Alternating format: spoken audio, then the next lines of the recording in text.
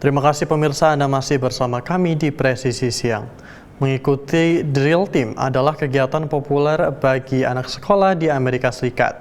Di Seattle, Washington, ada kelompok yang memukau penonton selama lebih dari 70 tahun.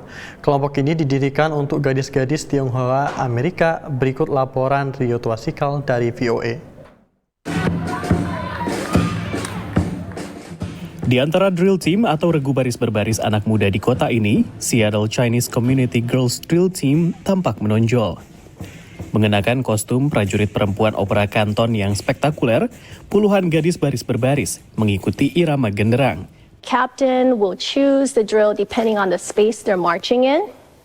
The lieutenants will repeat, and on the command of march, the squads will start executing the command of the officer. Ke-30 anggota regu saat ini, mulai dari siswa kelas 5 SD hingga mahasiswa baru, diharapkan mengikuti formasi yang rumit, sambil mengenakan seragam yang beratnya lebih dari 3,5 kilogram. The challenging part was probably the costumes. It hurts, like in a lot of places, very uncomfortable. But the funnest part, maybe having these experiences, like with everyone in drill, building like a sisterhood. Ini adalah komitmen seumur hidup bagi veteran tim baris berbaris dan manajer seragam saat ini. This is a picture of the original drill team. It's taken in 1952. This is my mom, and this is my aunt. My father was very traditional. He said girls go to school and only go to college so they could have something intelligent to say to their husbands when they come home from work. In the Chinese Girls Drill Team, I met all my closest friends today, and we would do just about anything for each other. Kapten tim Colin McKesson bergabung untuk mempelajari tradisi yang tidak dia miliki di negara barunya. I knew I was Chinese, I knew I wasn't, Caucasian or white, but I didn't have that sense of culture. And when I came to the drill team, it really helped feed into that identity. Dia mengatakan banyak melihat alumni tim yang datang kembali, menumbuhkan rasa kebersamaan dan inspirasinya. Di seluruh Amerika Serikat diperkirakan ada 75.000 siswi yang tergabung dalam kegiatan dance drill. Dan angka terbanyak berada di negara bagian Texas. Kegiatan dance drill memang menjadi ajang promosi bagi sekolah-sekolah, di mana banyak sekolah menyewa jasa profesional, mulai dari make up, koreografi, hingga kostum.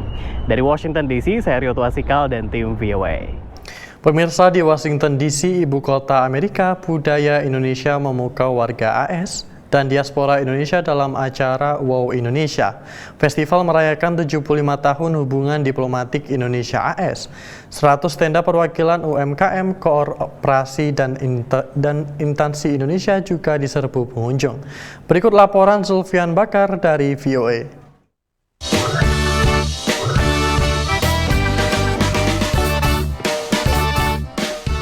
Pemirsa, dari ibu kota Washington DC berlangsung sebuah acara yang sangat meriah yang digagas oleh pemerintah Indonesia untuk merayakan hubungan diplomatik Indonesia dan Amerika, yaitu Wow Indonesian Festival, 75 tahun hubungan diplomatis antara Indonesia dan Amerika.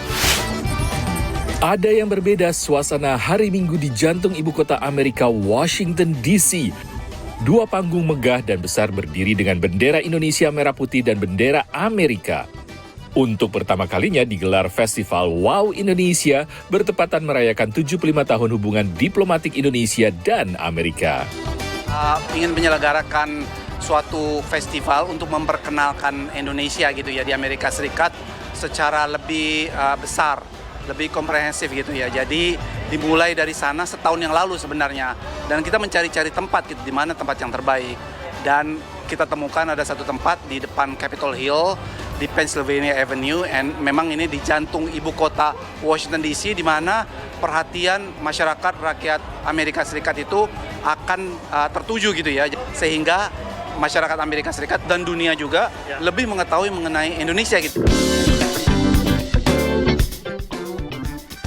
Dangdut, reog, tari saman, gamelan Jawa, tarian Papua, Eco Dance Company dan parade budaya Indonesia dengan kostum nasional menarik perhatian pengunjung warga Amerika dan diaspora Indonesia.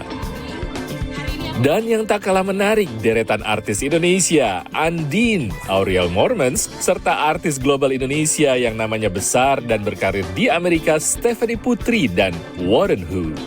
Ini seru banget ya, maksudnya aku pikir ini kan kayak akan bernyanyi untuk orang-orang Indonesia aja, karena namanya Wow Festival Indonesia gitu kan. Tapi ternyata banyak banget orang-orang yang bukan orang Indo gitu ya, yang pada joget-joget berenang gitu. Selain dihibur budaya dan artis Indonesia, pengunjung juga menyerbu 100 tenda kuliner UMKM dan perwakilan perusahaan Indonesia.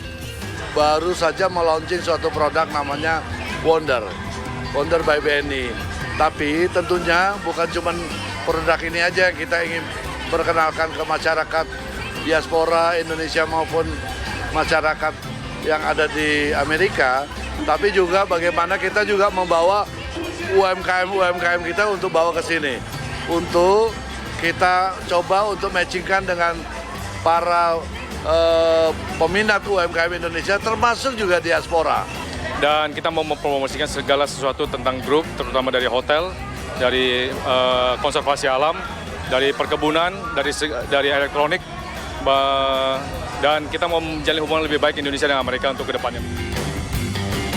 So I have sate marangi, and I love that. Beef rendang. Is that your favorite dish? She makes it for me a lot. So. Oh, nice! You got a lucky one. You got good, yeah. You know? And you got sate marangi, which you said is your favorite. Yeah, this is my favorite. Cuaca panas dan cerah tidak menghentikan puluhan ribu pengunjung memadati Festival Wow Indonesia yang dirancang untuk memberikan pengalaman terbaik bagi warga Amerika tentang Indonesia.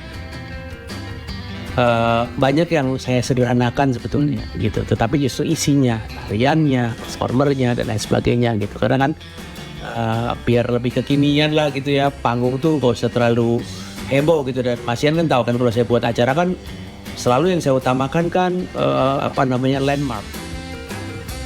Acara yang sangat menarik sekali dari jantung ibu kota Washington DC, dari Wow Indonesian Festival untuk merayakan hubungan Indonesia-Amerika yang ke-75 tahun. Menurut kabar dari KBRI dan perwakilan KBRI bahwa pengunjung ditargetkan 30.000, ternyata melebihi dari targetnya. Dan kemungkinan akan juga diselenggarakan acara Wow Indonesia Festival ini menjadi agenda tetap tahunan untuk mempromosikan Indonesia, budaya Indonesia, dan produk-produk Indonesia di Amerika. Dari Washington DC, saya Ian Umar. Sampai jumpa. Pemirsa, bendera pusaka merah putih dan naskah teks proklamasi kembali dikirap dari Ibu Kota Nusantara untuk dibawa dan disimpan di Monumen Nasional pada Sabtu 31 Agustus 2024. Informasinya akan hadir setelah jeda berikut ini.